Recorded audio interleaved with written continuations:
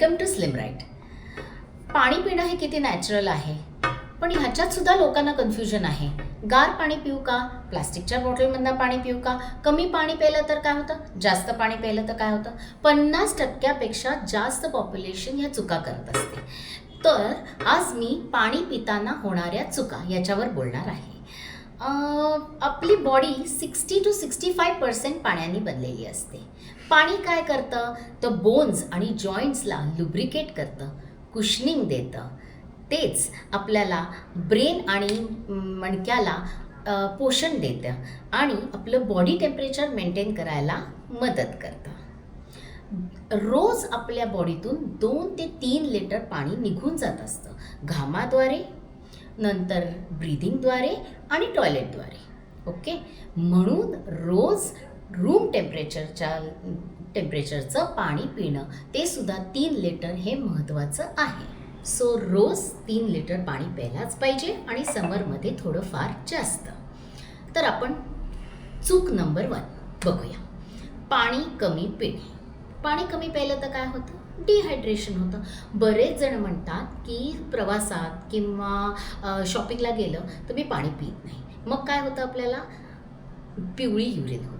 आता हे घातक काय आहे ते बघूया. काय होतं, आपली बॉडी डिहायड्रेट झाली की ब्लड थिक होतं, ब्लडमधलं पाणी कमी झालेलं असतं. मग ब्लड आपल्या ब्रेनला सिग्नल पाठवतं, मग ब्रेन किडनीला सिग्नल पाठवतं आणि किडनी काय करतं, युरिनमधलं पाणी घेतं आणि ते ब्लडमध्ये टाकतं, जेणेकरून ब्लड फ्लो राहील. कारण पाणी हे नॅचरल थिनर आहे. ओके, त्याच्यामुळे ब्लड फ्लो राहत असतो आपला. त्यामुळे ब्रेन हे इतकं इम्पॉर्टंट काम करत असतं. आता सतत तुम्हाला सारखं डिहायड्रेशन होत राहिली बॉडी, तर काय होतं, ब्रेन जे आहे ते स्ट्रेस खाली येतं आणि एवढं सगळं काम करून त्याला जर हे पण हँडल करायचं असेल तर ते ब्रेन श्रिंक व्हायला लागतं आणि श्रिंक झालं की आपल्याला लो इन एनर्जी वाटतं, मूड स्विंग्स होतात, नंतर ड्राय स्किन होते, ब्रेन फॉग होतं, जरा कन्फ्युजन होतं, कळत नाही काय करायचं काय नाही. तर हे सगळे प्रॉब्लेम्स डिहायड्रेशननी होतात. सो किडनीजवर टोल, ब्रेनवर टोल पडू नये म्हणून आपण नीट व्यवस्थित 2 ते 3 लिटर रोज पाणी पिणं आवश्यक आहे. चूक नंबर 2, अति पाणी पिणं, म्हणजे जास्त पाणी पिणं. लोकांना काय वाटतं की आता अवेअरनेस आला आहे, मी जास्त पाणी पिले तर माझे टॉक्झिन्स निघून जातील. तर ओव्हर हायड्रेशन सुद्धा बरोबर नाही आहे. सो जास्त पाणी प्यायलात आणि ते सुद्धा खूप जास्त फास्ट, तर काय होतं, ते पाणी राहतं पोटात, त्यामुळे पाण्याचा ओव्हरलोड होतं आणि मग डायजेस्टिव्ह ज्युसेस डायल्यूट होतात. मग डेफिनेटली डायजेशनमध्ये प्रॉब्लेम होतो आणि मग तुम्हाला ब्लोटिंग वगैरे वाटतं. तसंच ब्रेन स्लो डाऊन होतं जास्त पाण्याने सुद्धा. ओके, ब्लडमध्ये इलेक्ट्रोलाइट्स पण डायल्यूट होतात, त्यामुळे तेही चांगलं नाही आणि किडनीज एवढं फ्लुइड हँडल करू शकत नाही, त्यामुळे हेडेक होतं, उलटीसारखं मळमळल्यासारखं होतं, हे सगळे प्रकार होतात.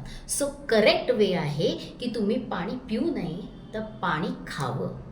ओके, म्हणजे काय की बसावं, 1 घोट पाणी घ्यायचा आणि तो आपल्या लाळेत मिक्स झाला पाहिजे आणि मग तो आत घ्यायचा आहे. म्हणजे काय की डायजेस्टिव्ह एन्झाईम्स पण जातील, पाणी डायजेशनला हेल्प करेल. दुसरा पॉईंट आहे हा.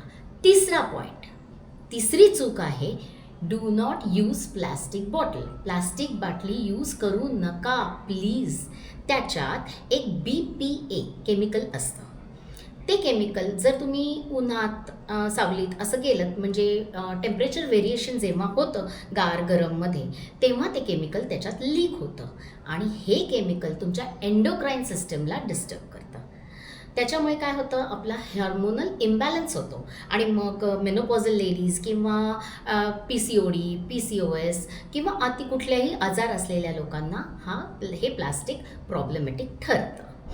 आता हे झालं प्लास्टिकचं. ओके, ह्याच्याने नुसतं एंडोक्राईन किंवा हार्मोन्स नाही तर ब्रेनला सुद्धा डॅमेज होऊ शकतं. त्यामुळेच मी म्हणते की स्टीलची बॉटल किंवा ग्लासची बॉटल ह्याच्यात तुम्ही जरूर पाणी प्या. चौथी चूक, गार पाणी पिणं. गार पाणी प्यायल्याने काय होतं, गार पाणी प्यायल्याने ब्रेनला एक शॉक मिळतो, त्यामुळे ब्रेन फ्रीज होतं. ओके. दुसरं काय की तर मेटाबॉलिझम स्लो होतं. मेटाबॉलिझम कसं स्लो होईल गार पाण्यात प्यायल्यावर? तर आपले ब्लड व्हेसल्स असतात ना, ते असे कॉन्ट्रॅक्ट होतात. कॉन्ट्रॅक्ट झाल्यामुळे ते डायजेस्टेड फूड असतं, त्याच्यातले न्यूट्रिएंट्सचं ॲब्झॉर्प्शन असतं ते होत नाही. ते कमी प्रमाणात होतं. म्हणून आजकाल बघाल खूप लोकांना विटॅमिन्सची कमी असते. ते ॲब्झॉर्प्शन न झाल्यामुळे होतं. शिवाय डायजेशन पण रिस्ट्रिक्ट होतं. का बरं? कारण गुड बॅक्टेरिया आणि बॅड बॅक्टेरिया यांचं प्रमाण नीट पाहिजे आपल्या बॉडीत.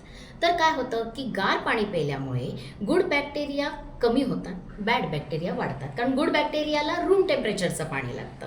त्यामुळे ते कमी झाले की बॅड बॅक्टेरिया वाढले की परत डायजेशन खराब होतं. नुसतं ते नाही तर आपल्या बॉडीत म्हणजे इंटेस्टाईनमध्ये जी पेरिस्टॅल्टिक मूवमेंट असते की ज्याच्याने आपलं मल काढून टाकण्याला मदत होते, ती पण कमी होते. त्यामुळे कॉन्स्टिपेशन होतं. तर हे सगळं टाळण्यासाठी गार पाणी पिऊन 5वा पॉईंट, जेवताना भरपूर पाणी पिऊ नये. जेवताना सिप केलं तर डेफिनेटली चालतं, पण भरपूर जेवताना घास खाताना पाणी पिऊ नये. का? परत आपले डायजेस्टिव्ह ज्युसेस असतात ते डायल्यूट होतात. मग परत डायजेशन होणार नाही, परत ब्लोटिंग होणार, परत ॲसिडिटी वाढणार. हे सगळे प्रॉब्लेम्स येतात जर आपण खूप पाणी पिलं तर. याचा अर्थ बिलकुल जेवणापर्यंत पाणी प्यायचं नाही असं नाही आहे. जेवणाच्या आधी थोड्या वेळ थांबायचं आणि जेवणाच्या थोड्या वेळानंतरसुद्धा थांबायचं आणि मग 1 तासाने वगैरे तुम्ही पाणी पिऊ शकता.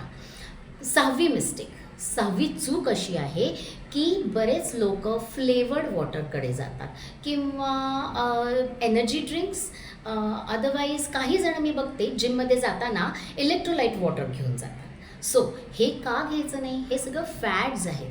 हे सगळं बिलकुल बरोबर नाही आहे. का? कारण एक तर याच्यात शुगर असते, काही याच्यात कलर असतो आणि इलेक्ट्रोलाइट्स जे असतात त्याची आपल्याला तेवढ्या प्रमाणात गरजही नसते. मॅरेथॉनवाल्यांनी तसं पाणी प्यायलं तर चालतं एक वेळ त्यावेळेला, पण बाकी जनरल पॉप्युलेशननी नेहमी पिऊ नये. तसंच काही जणांना डॉक्टर प्रिस्क्राईब करतात, त्यांनी पिणं ती एक वेगळी गोष्ट आहे. मित्रांनो, प्रमाणात नीट पाणी पिणं हे किती इम्पॉर्टंट आहे पाहिलंत? नुसतं इम्पॉर्टंट नाही तर ते डिहायड्रेट न होण्यापासून आपल्याला वाचवत असतं, ओव्हरहायड्रेशनपासून वाचवत असतं. इतकं इम्पॉर्टंट जीवन, पाणी हे जीवन आहे हे म्हटलेलं आहे. तर आपण नीट प्रमाणात पाणी प्यायलं तर आपली बॉडी नीट फंक्शन करते, तसंच ब्रेन नीट फंक्शन करतं आणि बॉडी आणि ब्रेन जिथे चांगलं फंक्शन करतं तिथे एक फील गुड फॅक्टर येतो. जर तुम्हाला आणखीन काही शंका असतील तर कमेंटमध्ये मला जरूर कळवा आणि लेट मी नो कसा झाला आहे video. So stay fit with slim right.